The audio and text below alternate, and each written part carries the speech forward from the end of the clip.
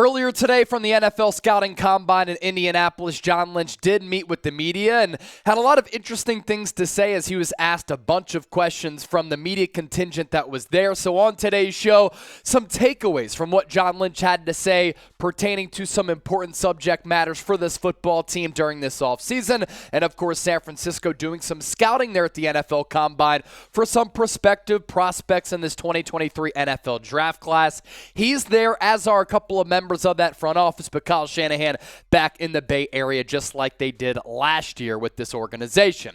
So we begin with the biggest talking point here, that is Brock Purdy. John Lynch with an update on him because that Brock Purdy elbow surgery was supposed to happen last week, actually last Tuesday, and instead he did not undergo surgery because there was inflammation in that elbow. John Lynch saying that Purdy is set to meet with his elbow surgeon who actually traveled to Purdy's home state of Arizona.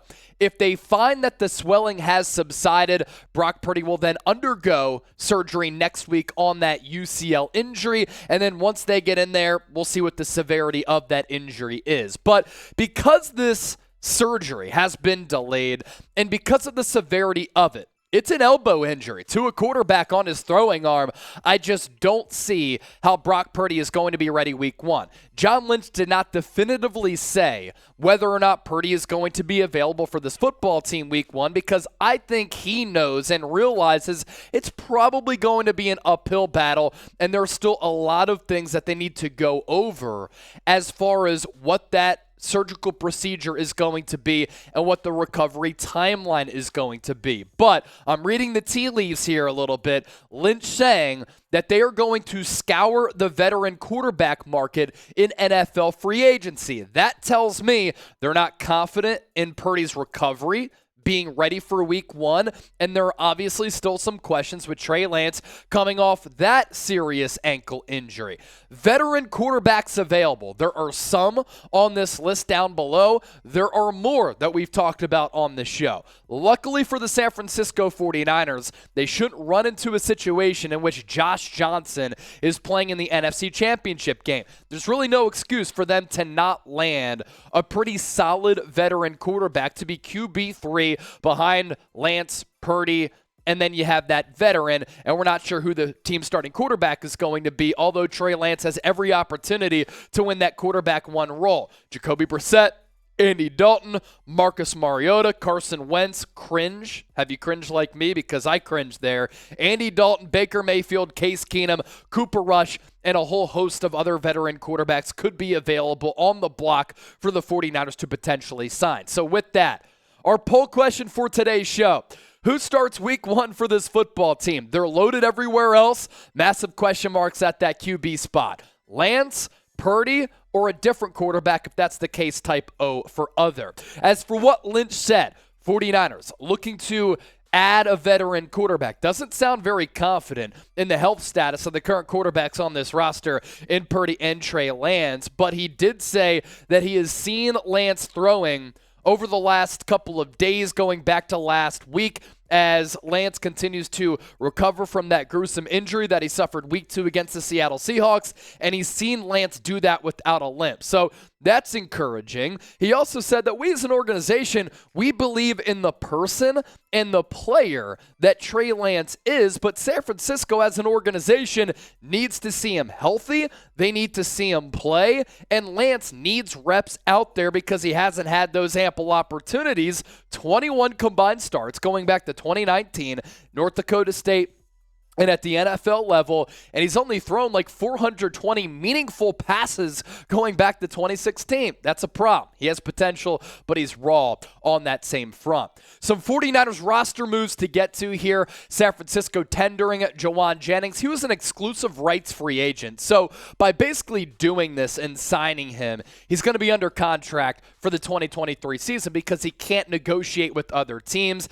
Jauan Jennings, since being a 7th-round pick out of Tennessee, has been money on the money downs. It seems as though anytime that the 49ers need a big play on a big 3rd down, a big 4th down, a crucial play in a game, he serves as that security blanket. It's good to see him come back with the faithful here in 2023 to compete for wide receiver 3, wide receiver 4, and continue to be that go-to guy on some of those big plays. Make sure you subscribe to us here on the San Francisco 49ers Report. That's 2 shows today with in-depth analysis covering everything that's going on with this squad, trying to get to 80,000 subscribers as soon as possible. And when we get there, going to be rocking a Jerry Rice jersey because we have to pay homage to the GOAT, number 80, once we get to 80,000 subscribers. Another roster move to get to. Long snappers are people too. Punters are people too. Kickers are people too. Taybor Pepper signed a 3-year deal. That was reported a couple of days ago. San Francisco making that official. And sticking with special teams, John Lynch saying something very interesting here as well, that they are scouting kickers at the NFL Combine because Robbie Gould is going to be a free agent. He's older, but he has gone 29 for 29 in his playoff career. He's been money on the biggest of stages. He could look to get some bigger money elsewhere. He also doesn't have the strongest legs, so maybe San Francisco looks for his replacement. My message to John Lynch in this front office, be careful, because if you don't get kicker right, it could be a disaster and cost you dubs. Jimmy Garoppolo, is he gone? Lynch pretty much saying so. He said, quote, "We admire the teammate that he was," speaking in past tense, by the way. "I do believe it's probably run his course." So now it's John Lynch who has said that the 49ers will probably move off of Jimmy Garoppolo. It's Kyle Shanahan, John Lynch, both saying that throughout this offseason. That's somewhat notable. And what's funny, we were talking in the office before I threw on the headset to spit some fire here on the show. I'm like, the 49ers need a veteran backup quarterback. And my boy Tom Downey, he was like, the 49ers need a veteran quarterback who with starting experience who's played a lot. I'll give you a name. I'm like, oh, who you guys? Like, Jimmy Garoppolo. Yeah, exactly. Here's what John Lynch had to say about Nick Bosa, by the way. Entering that 5th-year option, set to make about $18 million.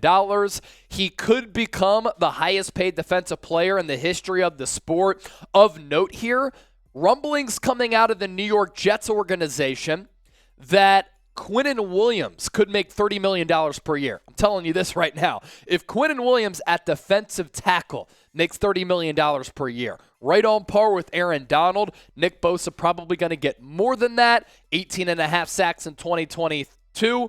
15.5 sacks in 2021. I feel really confident, John Lynch said. It's hard for me. I want things done now. I always challenge that. Why can't we? He wants to be here. We want him. Deadlines tend to drive these things, but our track record is we get them done. And we were also having a conversation about Nick Bosa a little bit earlier today. We were thinking of people who he sounds like. Some people at the office, including Abby, thinks that he sounds like Jeffrey Dahmer. So let us know who Nick Bosa might sound like. Obviously, he does a good job of hunting down quarterbacks. Jeffrey Dahmer was weird doing other stuff.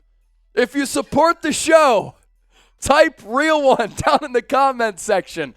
Had to have some fun before we hop on out of here. Nick Bosa's a real one, and he is a defensive menace.